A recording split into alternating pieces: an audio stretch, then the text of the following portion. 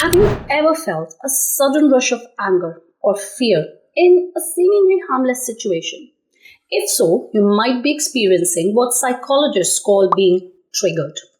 This video is for anyone who wants to understand why these intense emotions arise and how to manage them better. Whether you frequently feel overwhelmed by unexpected reactions or simply want to gain more control over your emotions, this guide will provide valuable insights and practical techniques to help you stay calm and grounded. So if you want to know more, stick around. Hey there, I'm Nidhi. Welcome to my corner of the internet. So let's dive straight in, and firstly, let's understand what it actually means to be triggered. You see, at its core, being triggered is when a current situation evokes intense fear, anger, or anxiety because it reminds us of a past traumatic experience. These reactions can seem irrational to others but make perfect sense to us based on our history. So let's use an example to understand. Imagine you're scrolling through social media and you come across a post showcasing someone else's seemingly perfect life. Now suddenly you're flooded with self-doubt and despair. This reaction isn't just about feeling envious of their success.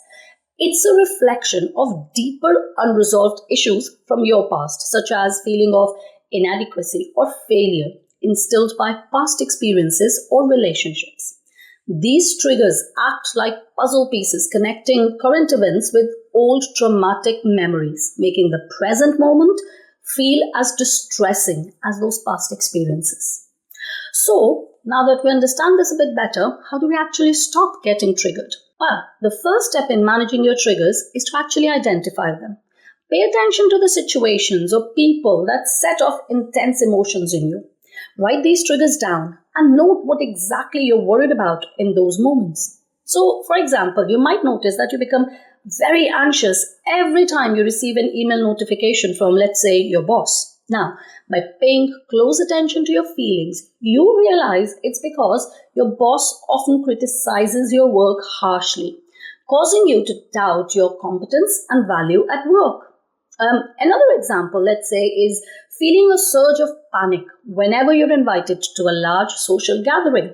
By noticing this, you might realize that the panic sets in specifically when you think about being in a crowd, worrying about being judged or not knowing how to interact, which makes you feel isolated and insecure. Now, once you've identified your triggers, create an anchor thought. This is a positive thought or memory that can ground you when you start to feel triggered.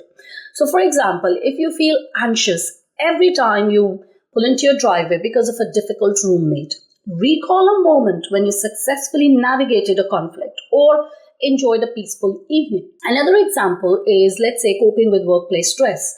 When you feel anxiety from receiving an email from your boss, as in the previous example, recall the time you received a compliment from a different manager or successfully completed a challenging project, focusing on the positive feedback and your capability to handle difficult tasks. Similarly, for managing social anxiety, if you panic about attending a large social gathering, remember a smaller, more intimate gathering where you felt comfortable and enjoyed meaningful conversations. Now, visualize the warm feelings and sense of belonging from that event.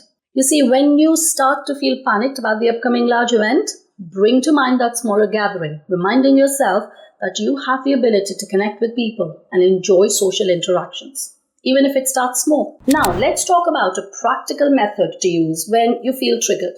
I call it the CEO method, which stands for calm, envision, and opposite action. So let's understand this a bit better. The first one is calm. When you feel triggered, the first step is to calm yourself. Take deep breaths and count to 5. You see, this interrupts your automatic reaction and it gives you a moment to collect yourself. Number 2, envision. Now, envision how you want to respond. Picture yourself as the calm, composed person you aspire to be in this situation. And finally, number 3, opposite action. Take the opposite action of what your trigger tells you to do. So if you feel like withdrawing, engage instead.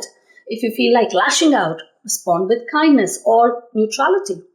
So, sticking with our theme from before, imagine now you are at work and you receive a critical email from your boss, which makes you feel anxious and defensive. We are now using the CEO method. And using the CEO method, you first take a moment to calm yourself by breathing deeply and counting to 5. Next, you envision responding as a calm and composed professional who addresses the feedback constructively. And finally, instead of replying with defensiveness, you choose to thank your boss for the feedback and ask for a meeting to discuss how you can improve. By using the CEO method, you manage your trigger effectively and turn a potentially negative interaction into a productive one. Also, it's important to remember that resilience is key to overcoming triggers. Resilience means facing challenges and triggers without letting them control you.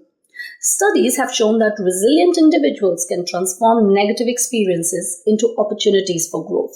So to build resilience, expose yourself gradually to triggering situations in a controlled way.